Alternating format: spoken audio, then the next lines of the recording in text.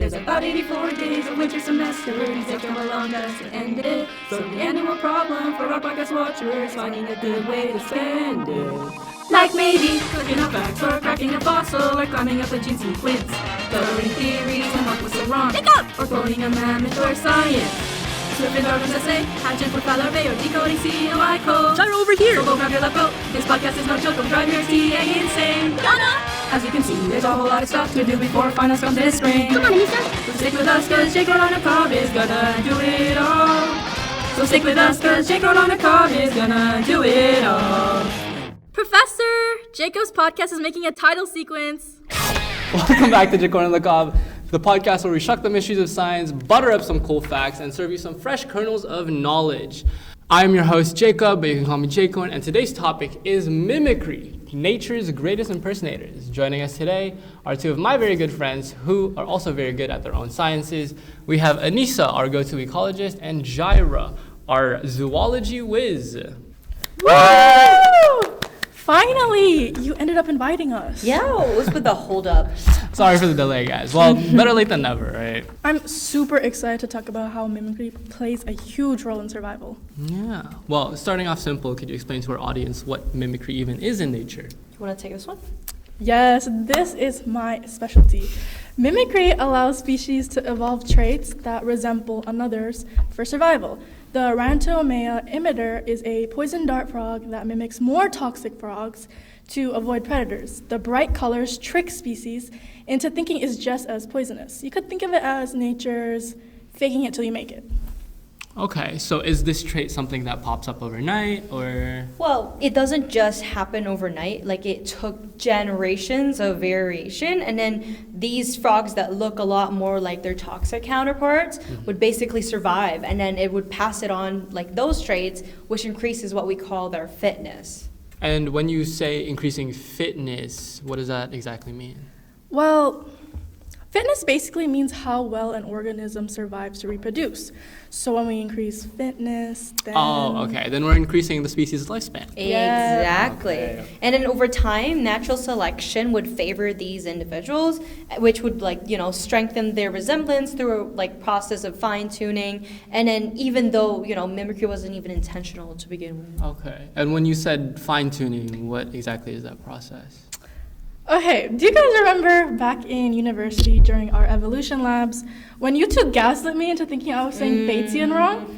Okay. And then after months and months and months of correcting you, you guys started to mimic me and started saying how I said it.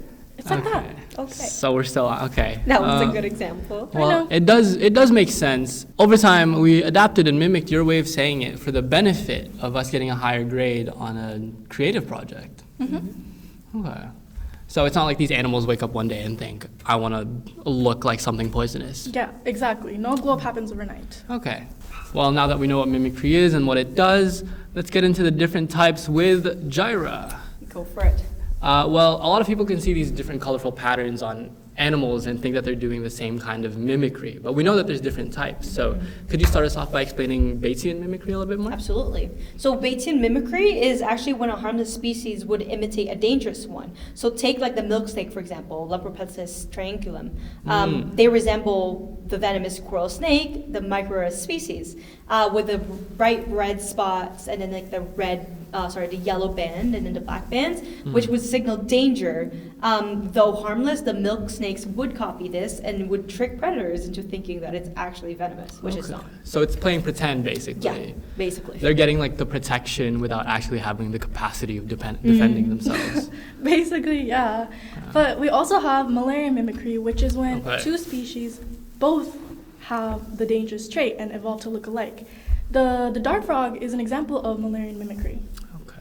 Well, but if they're both dangerous, though, why would they evolve to end up looking like each other? Well, because both of these guys, their predators would learn how to avoid them like much faster. So if they attack one and then have a bad experience, they'll learn to avoid both. And basically, especially if they look very similar, which makes it very beneficial for both. That's why they do that. Like, let's imagine two bags of chips. We have Okay. Flaming Hot Cheetos and Spicy Cheetos. They're both spicy, but they don't taste exactly the same. However, they both come in a red bag with flames and they burn your mouth. After you burn your mouth once, you tend to avoid any chips in a red bag with flames. Okay, so it's a mutual benefit for both the species. Yeah. And then Okay. get this, actually, it plays a role in their mating success. Like there's some studies that suggest that the dart frogs that you mentioned, resembling the toxic models, have a better chance of, finding a mate because they actually look a lot more dangerous and more well adapted. Yeah, so not only does it help with survival, but it also makes them more attractive. Yeah, Okay. pretty cool. Well, now that we know what the foundation of mimicry is, different types, how it works, and how it's evolved, I am wondering, has it ever not worked in nature? Oh, you bet. Mimicry Okay. works best when it's rare. If too many organisms mimic toxicity, predators start testing more and catching on. This weakens the advantage, and the model species becomes less toxic over time, then the entire system breaks apart, and predators resume attacks. There's a fine line, like if the prey start to catch on, they'll evolve to have countermeasures about it. And then they'll start to recognize patterns that give away to predators. And so it's kind of like the cybersecurity month that we used to have in uni. You guys remember that? Yeah. Phishing emails? Yes. Yeah. Oh, that yeah. whole- Yes! I Yes. fell for it once. I actually did too, Or yeah. twice. And after that, you guys probably were more extra careful where you recognize patterns on those emails and you make sure you didn't want to make the same mistake again. Oh, okay. So it's not, Exactly. so mimicry isn't foolproof then. It's like an arms race. Like Exactly. Yeah. predators and prey constantly adapting to like outsmart each other almost. It's like the OG survival game, Yes, basically. precisely. You got it. Okay. Well, I think we've hustled our way through the A to Z of how poison frogs and snakes basically play their own survival game. Shout out to Anissa and Jaira for joining us today on this episode. And if you guys enjoyed, make sure to follow us on this channel for more science facts and breakdowns. As always, stay curious and stay corny. See you guys. Bye!